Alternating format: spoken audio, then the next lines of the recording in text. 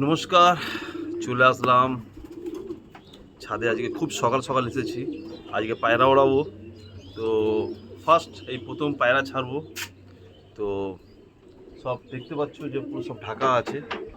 তো চলে যাচ্ছি তো ওইখানেই তোমরা দেখতে পাচ্ছ। এই হচ্ছে আমার পায়রা করে ঢুকছি, গেট খুলছি।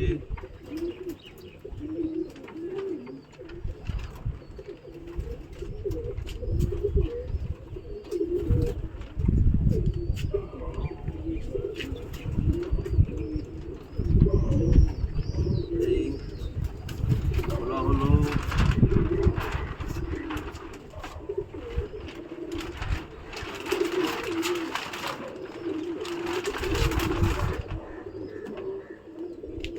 আর এটাকেও একটু গুটি নিচ্ছি, কারণটা দেখাবো তোমাদেরকে। দেখো চলে যাচ্ছি।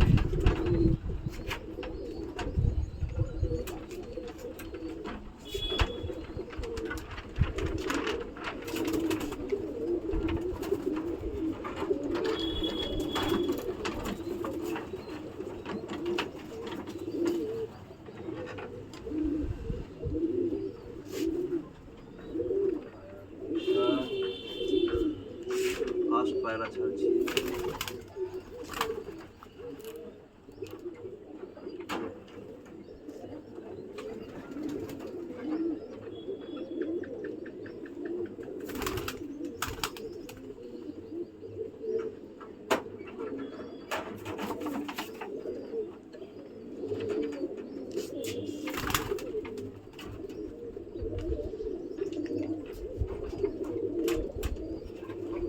সব এক এক করে পায়রা ছাড়া হচ্ছে।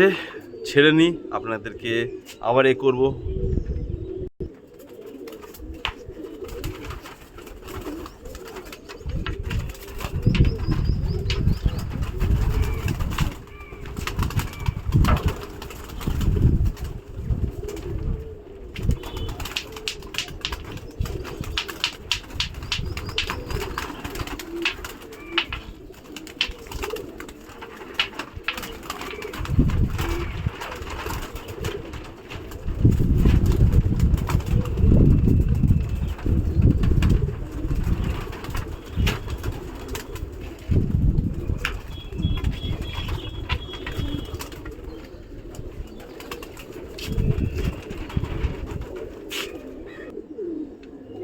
তো আজকের প্রথম পায়রাগুলো ছাড়ছি, এতগুলো পায়রা দেখতে পাচ্ছ। তো চলো ছাড়া যাক, দেখি আজকে এরা কী করে। এদের উপরে নির্ভর করছে। দিলাম।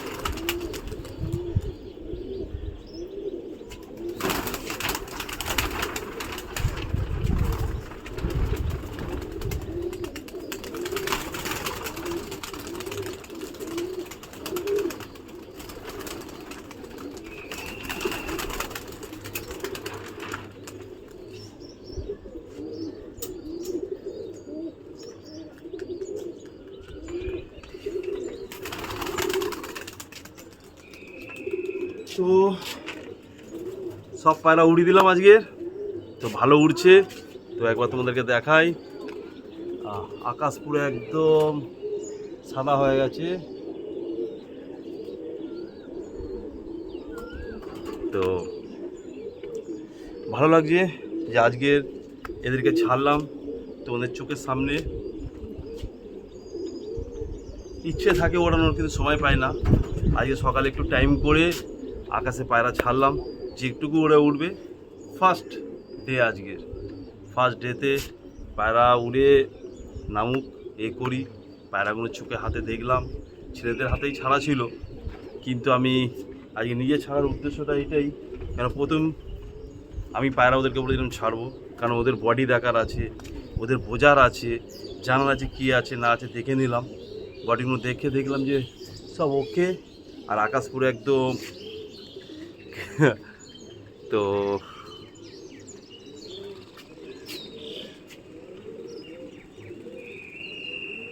সব বিন্দাস উঠছে।